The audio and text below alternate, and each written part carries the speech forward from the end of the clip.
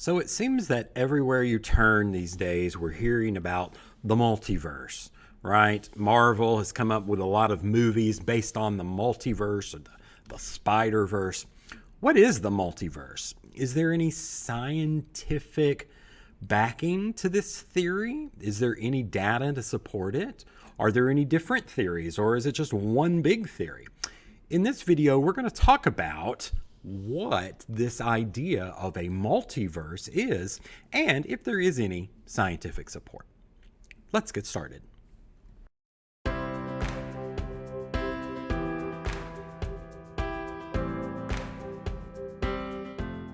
So the multiverse has many different names, but it's basically the same idea. Multiverse, parallel universes, alternate universe, the many worlds hypothesis, quantum universes, parallel dimensions. Basically, these are all supporting this same idea of a multiverse. So, before we can talk about what a multiverse is, or many universes, we need to talk about what a universe is. Well, by definition, our universe is just all the things, right? So that's all the galaxies. Here we see some galaxies and some stars, the planets, the laws that govern this place, the people. This is all our universe. This is a fantastic image actually captured from the recent James Webb Telescope from NASA. So when we think of our universe and we think of the definition being like all the things, well, if our universe is all the things, how can there be multiple universes? Wouldn't that be all the things? Well, actually, it's a little more complicated than that. So what is a multiverse then? Well, here's the formal definition from Oxford. An infinite realm of being, or the potential being of which the universe is only a part or instance, meaning that the universe is not all, it's just part, okay? Another definition, which I got from Wikipedia, which actually makes a little more sense, is it's a hypothetical, right, meaning we have a hypothesis, that it's a hypothetical group of multiple universes. Together, the multiverses then comprise everything, or all that exists, right? The entirety of space, time. Oh, time is in there? Yeah. Matter, energy, information, the laws, constants that describe them. So this is going to be important, and I'm sort of emphasizing the laws and the constants because this is going to be important in one of the theories about multiverses. Because if we have some universe that has different laws, then it's really not part of our universe. Maybe it is indeed a part of the multiverse. So just a sort of visual way of representing that, our universe might be everything we can observe here. But multiverse would be there's some sort of parallel universe outside of our ability to observe. Okay, so what are the scientific theories of this? Is there any scientific support? Well, I'm going to give you what I would consider to be the 4 leading theories of the multiverse theorem. So there are a few types which we would consider, or theories. The first would be cosmological inflating multiverse. Then I'm going to talk about the string theory multiverse, followed by a very interesting one, I think, the black hole multiverse. And then we'll end with a more complicated idea of the quantum mechanics version, which is we call the many worlds multiverse. All right. So I'm going to sort of go in this order and describe each of these different theories in this video. All right, so let's start with cosmological inflation. So what is inflation? Perhaps you've heard, oh, the universe had inflation, right? We're not talking about like monetary inflation. We're talking about the time when the universe had rapid expansion. So milliseconds after the Big Bang, the universe had this rapid expansion. So here's the Big Bang. Then a few seconds, we had this rapid. We went from very dense, small to big, inflated universe. Now, let's just get a few things straight here before we move on. Remember that the Big Bang wasn't necessarily the beginning of the universe. It's really just one step in the evolution of the universe. Now, what came before, right? Scientists are still puzzled about that. But the Big Bang is one step in the evolution of our universe. So the Big Bang caused this inflation, right, with some quantum fluctuations where we had rapid expansion. Okay, so inflation then stopped about 14 billion years ago. That's what we think. Our universe inflated really fast, and then inflation really kind of stopped. Well, other universes, in theory, could still be inflating from their own Big Bang. So if there were other universes and they had a similar Big Bang, their inflation may be continuing. And if that is the case, because they're continually, or that eternal inflation, they may have different laws of physics, different forces, different realities. So remember then, if we now have another possible universe that has new forces, new laws, that means it's not like our universe. So new laws, new realities would be a different universe. So this is the cosmological inflation multiverse idea. Because other Big Bangs could have occurred, then those universes created from that might still be inflating, giving them new laws. Therefore, those laws would be different from our laws of the universe. Therefore, it would be a multiverse. Okay? So, the next theory, we'll call this theory number 2, is string theory multiverse theory. Yeah, right? It's the theory of a multiverse based on string theory. Okay, what's string theory? Well, this is something that theoretical physicists talk about a lot, so maybe you've heard of string theory. What is string theory? Well, string theory was really theorized to connect quantum mechanics with general relativity, right? When we think of general relativity, we think a lot of Einstein. We think of quantum mechanics. You may have watched my other video on quantum computing, right? We think of small fundamental particles like electrons or quarks, right? So string theory basically tries to connect quantum mechanics, these really small things, electrons, quarks, with the theory of general relativity, which is really talking about big things in our universe. So what is string theory? This is the idea that these small particles, like electrons, quarks, are actually just single points on a string which is vibrating at different frequencies. Okay, so in string theory, you would have some open strings, some closed strings, and the idea is that our fundamental particles and our atoms, like electrons, quarks, are really just a point on these vibrating strings. Okay? The problem with string theory, or one of the problems with string theory, is that for this theory to really work, there have to be other dimensions, right? Because we live in this sort of three-dimensional space and we measure in it. But for string theory to really work, we need a few more dimensions. So if we have extra dimensions, then the multiverse, different universes, different dimensions, different laws, could actually help with the math. So there are some leading theorists, some string theorists, who really believe in the multiverse because it helps unite this idea of string theory. Okay, so we've had 2 theories so far, the cosmological inflation, the string theory multiverse. Now I want to talk about sort of this third one, the black hole multiverse, and I find this one really interesting. This is a theory that perhaps our entire universe is just in a gigantic black hole. Okay, well, to know what that means, we need to first have a definition of a black hole. What is a black hole? Well, a black hole is when we have a totally collapsed star from which nothing can escape. So if a star collapses on itself, all that energy mass is so tightly, densely packed that nothing can escape from it, not even light. So here's a representation of sort of a black hole. So you see light here not being able to escape. Well, what would happen, or what would cause this black hole, is if a star, something very dense, collapsed, it would bring everything in. How? Well, because this black hole is so dense and massive, it bends space and time. Okay, we're getting a little theoretical here. So basically, our understanding of space and time, you can sort of think of it like a grid, right? Space and time, a grid.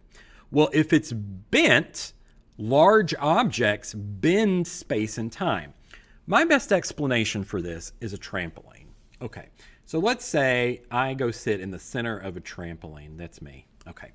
You come along and you put, like, I don't know, a baseball or a basketball here. What's going to happen?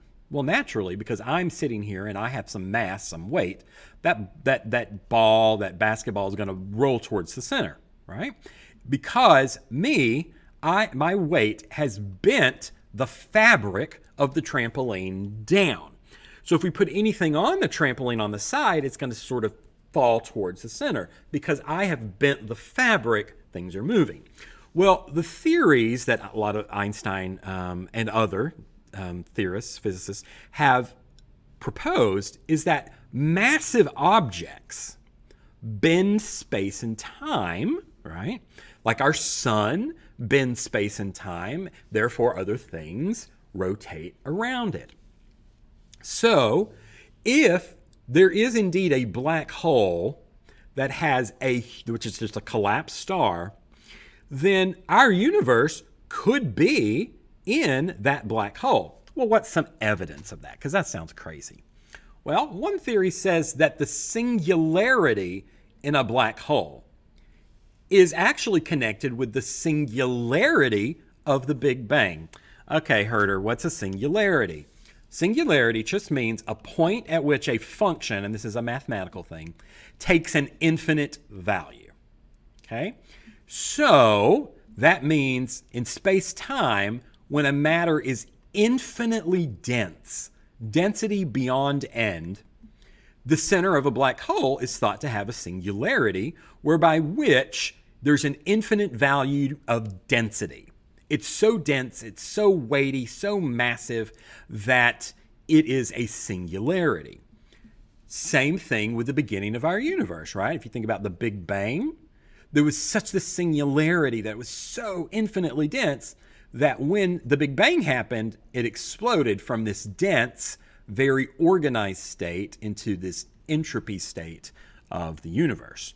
Okay, so when we look at images, actual images, because this is just a diagram, this is an actual black hole image from the Event Horizon Telescope.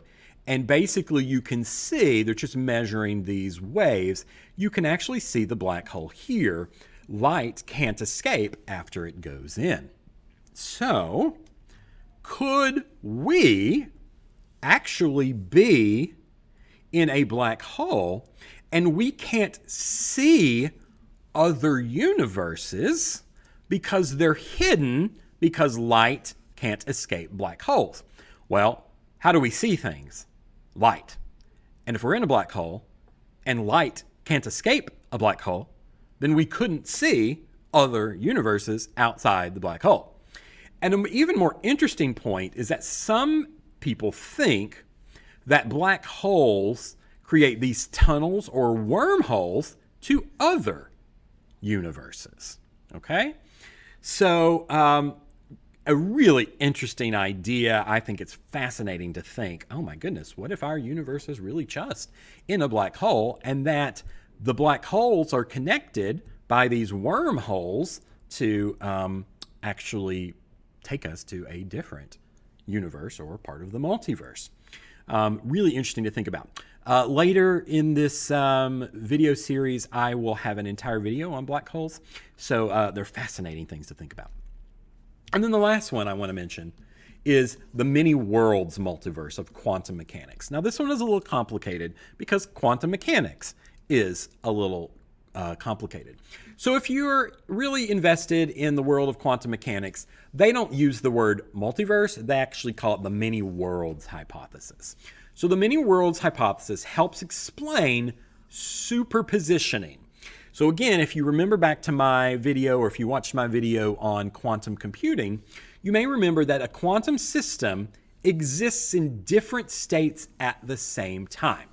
Okay, let's break that down. Remember quantum, we're talking about little things like electrons, protons, really small parts of the atom, parts of the nucleus or the electrons surrounding it. Remember, if you remember your chemistry class, remember electrons are sort of going around this nucleus and they're in all these states. Quantum theory says these electrons are in many states at the same time. If we were able to take a snapshot and measure it, it would no longer be in this superposition of being in all these states at the same time. Okay? Well, how does this relate to the multiverse? Okay, so let's give you the prime example that maybe you've heard of, Schrodinger's cat. This is actually a thought experiment by a famous physicist, Schrodinger, who says that imagine that you have a box, an enclosed box. Here's our box, okay? And in there's a cat, and there is some potential for a Geiger counter, which just measures radiation, to send a beam to release a hatchet to break some poison. Okay, so we got some poison, we got this knife, this hatchet. So if the Geiger counter detects some radioactive wave, some quantum phenomenon, sends a laser beam, does this, hits the bottle, cracks it open, cat dies. Now, this is a great way to explain superposition, being in different states at the same time. Because if you think about it, if we're not looking in the box, right? We got this cat in the box, poison. The cat could consider to be both dead and alive at the same time. Because we're not looked in the box, we don't know, but it could be dead, it could be alive. So we have to consider it to be both dead and alive at the same time. It's in a state of superposition.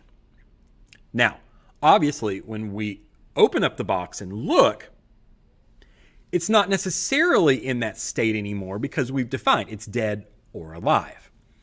Okay, how does this relate to the multiverse? Well, the many worlds hypothesis says that every event is a branch point in space and time, and that in one universe, the cat is alive, and therefore in the other universe, the cat is dead.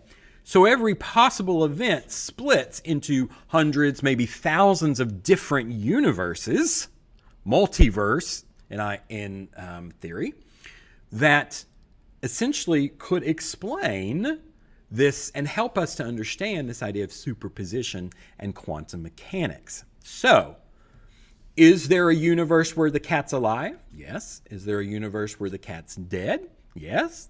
Therefore, we have a multiverse. Okay? That's the many worlds multiverse or many worlds hypothesis. Okay, what about against? I've given you several arguments for the multiverse.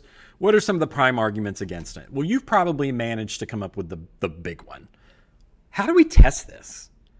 And if we can't test it, we can't accept it, right? That's pretty much the nature of science. If it can't be tested, if we can't work it out, if we can't verify it with data, we really shouldn't totally accept it yet, okay?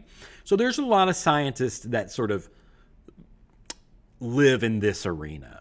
We can't test it, so we really can't accept. Interesting theory, but maybe it's not really sound science. Okay.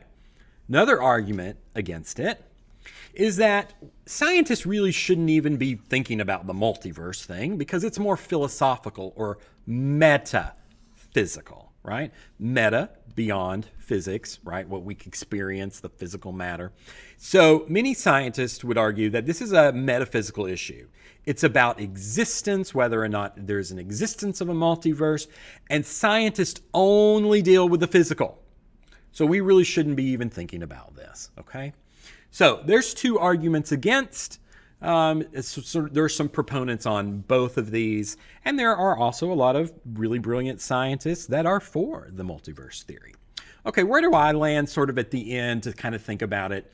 It's interesting to consider all these, but as a biologist by trade, I really think a lot about the statistical anomaly of life. In other words, the fact that life exists at all, right? These molecules had to come together in this state, in this universe, and these laws had to be exactly right, and etc. Life exists. Well, we know life exists, right? Unless we're in a simulation, but then some life probably existed to cause that simulation. So if life exists, which we're going to assume, it seems to many scientists seem and theorize it would be statistically impossible in one universe for life to exist. But if there are multiple universes, an infinite number with different laws, then maybe life becomes more statistically possible, right? Life exists. The statistics say maybe it shouldn't. With infinite universes with different laws, the statistics then become a lot more favorable for life to exist. Maybe our universe was the one where it was favorable for life to exist. That implies a sort of evolution of universes. So if you think back to biology class, evolution of life, right? Small little changes over time. Some things survive, they reproduce. Well, if universes are sort of going through their own evolution, perhaps, there's multiverses, then perhaps our universe is the one that figured it out to create life. Interesting to think about.